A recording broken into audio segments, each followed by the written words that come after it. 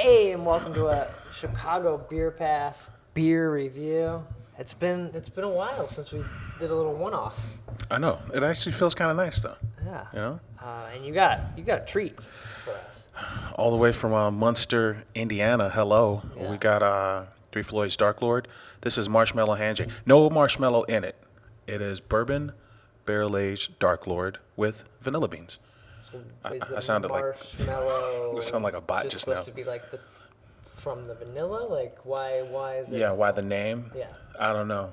But I tell you, I wanted to clarify that because I had a piece of lemon meringue pie recently, and I thought it was whipped cream that made it so big on the top. Oh yeah. But it's really like fucking super marshmallowy sweet. Yeah. I'm like, I am out on this fucking marshmallow. I don't ever want anything with marshmallow again. Oh really? I like lemon meringue. I thought it was cream. I like something sweet, but the marshmallow was a little too sweet for me. Okay, too much. Okay.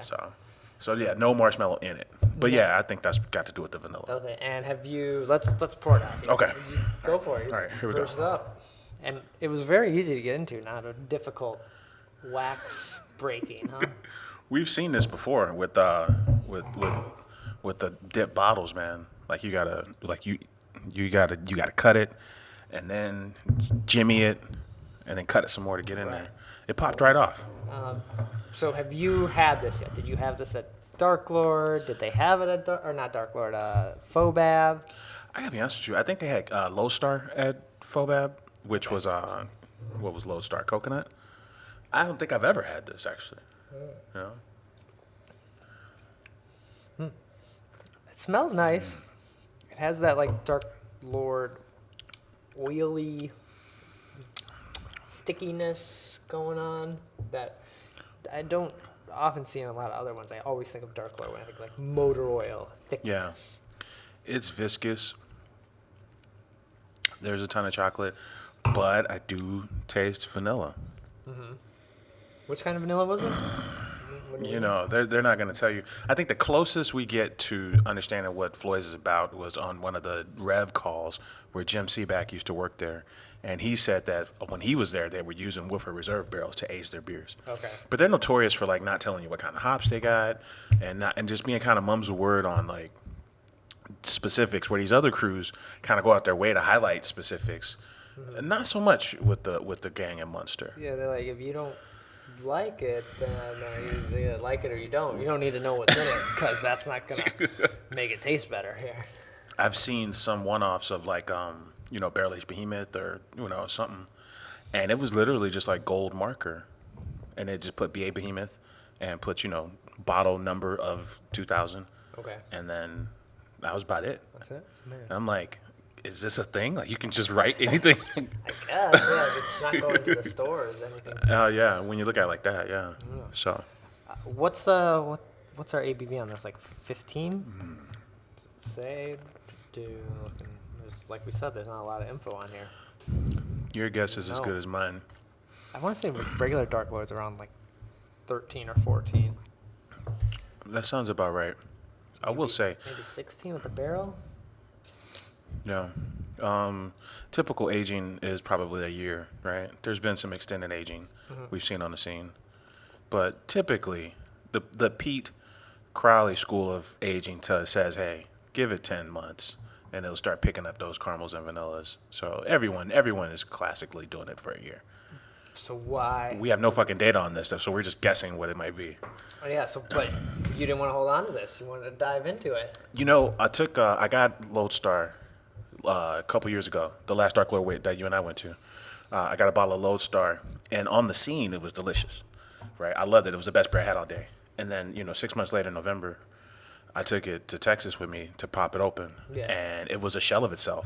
It tasted more like OG Dark Lord, which is, you get the variance because you don't want it to taste like OG Dark Lord, So, but I was like, I'm not doing that again.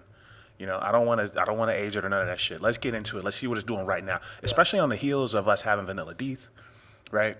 And then I don't think Goose had anything with vanilla in it this year, but we gotten into some really cool adjunct stouts recently. So I just wanted to have it be in the conversation, close enough to those conversations, right? So we can kind of, put it all at the end of the year, Okay. I'm kind of digging it. It's really good, man. Yeah. No, not. I didn't know what to expect going into it. Yeah. I think it's maybe a little too cold right now. I'm interested to try it as it like warms up a little bit. Yeah, where if we're comparing it to Vanilla Deeth, I remember Vanilla Deeth had a very distinct kind of wave of vanilla in the finish. It just kind of picked up these vanilla cake flavors like at the end, and then almost floral. But with this, nothing really kind of stands out vanilla wise. It's just kind of like a nice thin layer of vanilla along with all the other flavors. Yeah. I feel like I'm getting that. And I have no complaints. I drank when we picked this up. I drank Dark Lord that day. Maybe Donuts. Dark Lord and donuts, right? Tradition, right? And then, but it was a Dark Lord from 2 years ago.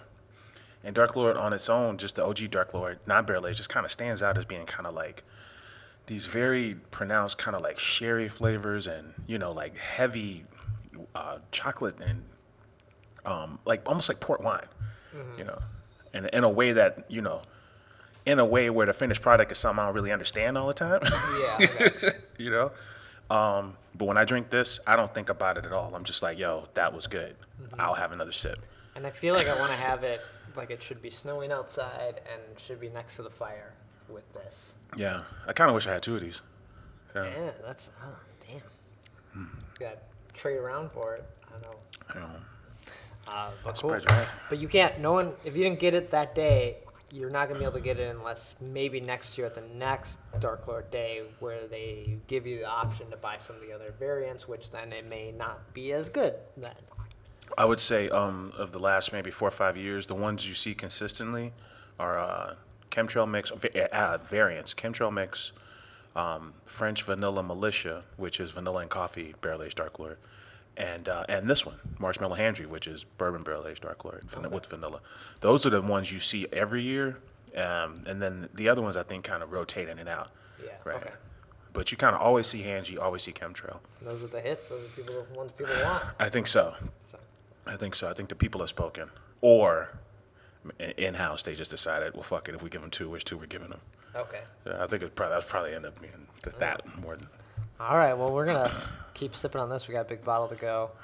And yeah. Cheers. Mm-hmm.